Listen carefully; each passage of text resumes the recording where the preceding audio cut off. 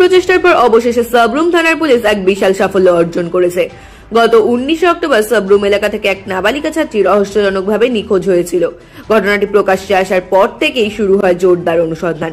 মোবাইলের location track করে তদন্তের সূত্র ধরে সাবরুম থানার পুলিশ জানতে পারে যে নাবালিকাকে সীমান্ত পেরিয়ে নেপালে নিয়ে যাওয়া হয়েছে।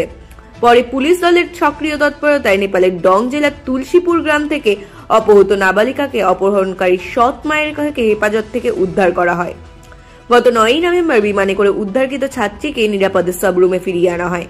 অন্যদিকে অপহরণকারী কৃষ্ণ ঠাকুর, যিনি অসমের কোকরাঝাড় জেলার বাসিন্দা, তাকে 10 নভেম্বর মোবাইলের লোকেশন ট্র্যাক করে গ্রেফতার করে সাবরুম থানার পুলিশ।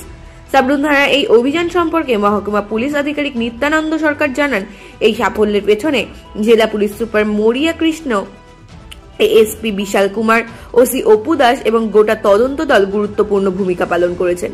পুলিশ সূত্র জানা গেছে, অভিযুক্তের বিরুদ্ধে পক্সো ধারায় মামলা রুজু করা হয়েছে এবং তদন্ত অব্যাহত রয়েছে।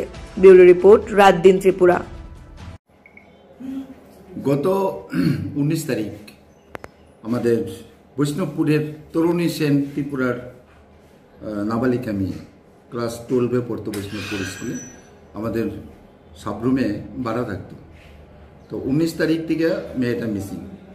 তো তাদের বাড়ির তারা ভাবতো যে হয়তোবা ফোন উঠায় না, যেই কারণে তারা 19 তারিখ যে মিসিং সেটা তারা নলেজে ছিল না। তারপরে তারা আয়াসেরা খোঁজাখুঁজি করে যখন মেয়েটা পায় না, তারা 21 তারিখে আমাদের কাছে এসে একটা মিসিং এন্ট্রি করেছিল। তো যেহেতু নাবালিকা মেয়ে, সেই ক্ষেত্রে আমরা নাবালিকা মেয়ে মিসিং হলে এটা প্রভিশন আছে যে কেস রেজিস্টার করতে হয়। তো আমরা একটা কিডন্যাপিং কেস রেজিস্টার করছিলাম। তো প্রাথমিক তদন্তে আমরা প্রথমে দেখছি যে সিসি ক্যামেরা ফুটেজের মাধ্যমে যে মেয়েটা রেলওয়ে স্টেশন পর্যন্ত গেছে। তারপরে মেয়েটার ফোন নাম্বার সুইচ অফ ছিল।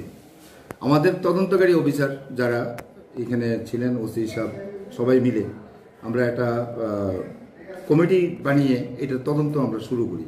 তো সেখানে আমরা একটা সাসপেক্টেড ফোন নাম্বার পেয়েছিলাম। তো ওই সাসপেক্টেড যে ফোন নাম্বারটা পেয়েছি, সেই ফোন নাম্বারে ধরে ধরে আমরা সায়েন্টিফিক যে সিস্টেম আমাদের বিভিন্ন এই যে সাইবারের যে সিস্টেম আছে, ওই সিস্টেমে আমরা এলবিএস বা সিডিআর এগুলি কালেক্ট করে করে আমরা শুরু করি ইনভেস্টিগেশন। কিন্তু ওই যে নাম্বারটা ছিল, ওই নাম্বারটা সারা ভারতবর্ষেই প্রায় মধ্যপ্রদেশ, উত্তরপ্রদেশ, হরিয়ানা, কখনো কি বলে আসাম, বিভিন্ন জায়গাতে এটা মুভিং পজিশনে ছিল, যেই কারণে আমাদের তাকে আমরা ট্র্যাক করতে পারিনি।